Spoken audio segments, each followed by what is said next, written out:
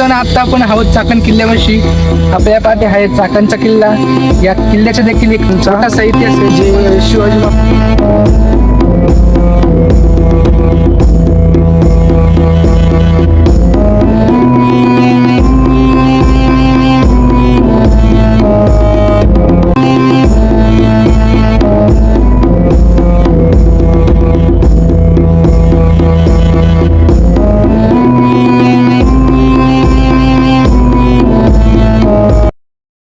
स्वागत करतो माझ्या नवीन व्हिडिओ. मी तुमचा होस्ट आहे. आज आपल्या सोबत आहे शिवकुमार नायडू. आज आपण आलोय चाकण मधल्या चाकण किल्ला पाहण्यासाठी. तर तुम्ही पाहू शकता समोरच किल्ला आहे. तुम्हाला दाखवतो आता थोड्या वेळाने. चला जाऊया. पाहू शकता हा समोरचा दरवाजा आहे. चाकण फोर्टचा दरवाजा आहे. 19 जून 1660 रोजी शाहिस्ते खान ज्यावेळी पुण्यातून निघाला आणि 21 ते 23 जून दरम्यान चाकण किल्ल्याला वेढा घातला. म्हणजे लाल महालात आल्यानंतर साधारणपणे 1 महिना सुमारे 30 ते 40 दिवसांनी त्याने चाकण किल्ल्यावर मोहीम सुरू केली. चाकणच्या संग्रामदुर्गाचे किल्लेदार फिरंगोजी नरसाळ यांनी सुमारे 54 ते 56 दिवस किल्ला लढवला. अखेरीस 14 ते 15 ऑगस्ट 1660 रोजी. तर मित्रांनो आता आपण आहोत चाकण किल्ल्यापाशी. आपल्या पाठी आहे चाकणचा किल्ला. या किल्ल्याचा देखील एक छोटासा इतिहास आहे तुम्हाला सांगण्यात येईल व्हिडिओमध्ये शेवटपर्यंत राहा. ज्यांनी आपल्या चॅनलला सबस्क्राईब नसेल केलं त्यांनी सबस्क्राईब करून जा आणि व्हिडिओला लाईक करा. आता हा किल्ला कसा जिंकला ते पाहूया. फिरंगोजी यांनी केवळ 320 ते 350 मावळ्यांच्या मदतीने शाहिस्ते खानाच्या 20,000 पेक्षा जास्त सैन्याला तब्बल 56 दिवस झुंजवले. युद्धाच्या अखेरीस मोगलांनी भुयार खणून बुरुजाखाली सुरुंग लावला आणि तो उडवला. या स्फोटात अनेक मराठा सैनिक शहीद झाले आणि स्वतः फिरंगोजी नरसाळे मोगलांच्या हाती सापडले. पुढे फिरंगोजी यांच्या अफाट शौर्याने शाहिस्ते खान अत्यंत खुश झाला.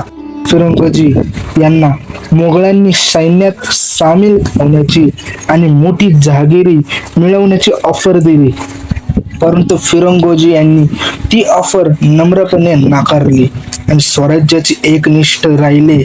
त्यांचे धैर्य आणि निष्ठा पाहून शाहिस्ते खान ने त्यांना सन्मानाने आणि सुरक्षितपणे जाऊ दिले. त्याच्यात एक जो भाग आहे चाकण किल्ल्याचा स्वरूप तिथं बाहेर ठेवून आलेलं आहे मंदिरा शेजारी. ते पाहिलं तर मित्रांनो आपण आहे आता सध्या किल्ल्याच्या शेजारी आहे. किल्ल्यावर जाणं अगोदर इथं सूचना बोर्ड आहे.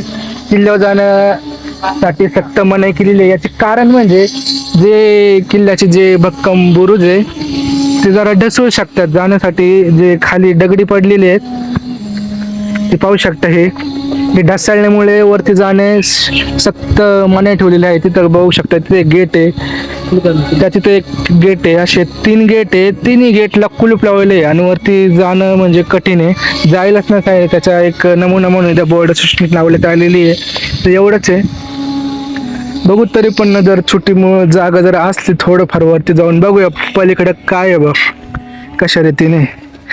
तिथे एक थोडा छोटा रस्ता दिसतोय ते पाहूया जाऊन कस काय जवळपास जाऊन बघूया. किल्ल्याच्या बुरुजापाशी जाऊन बघूया कस काय बुरुज येतो.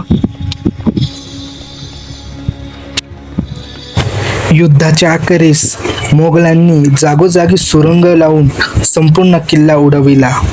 त्याचबरोबर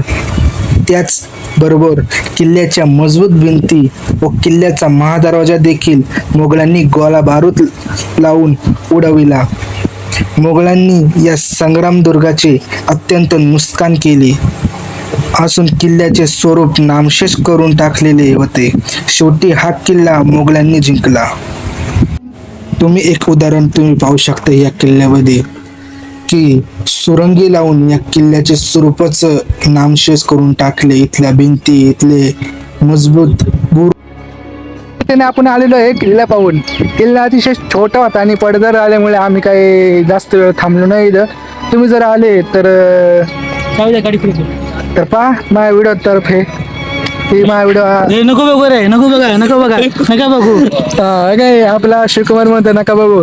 नाही तुम्ही बघाच, तर तुम्ही जर आले एखाद्या वेळेस चाकण किल्ला पाहण्यासाठी, या किल्ल्याचे जे भक्कम हे होते, बुरुज होते, ते पट जर झालेले आहेत. आणि तसेच या किल्ल्याचे मजबूत करण्यासाठी या ग्रामीण भागातल्या जे लोकांचं जरा खूप प्रयत्न चालू आहे किल्ल्याला जास्त नवीन स्वरूप देण्यासाठी.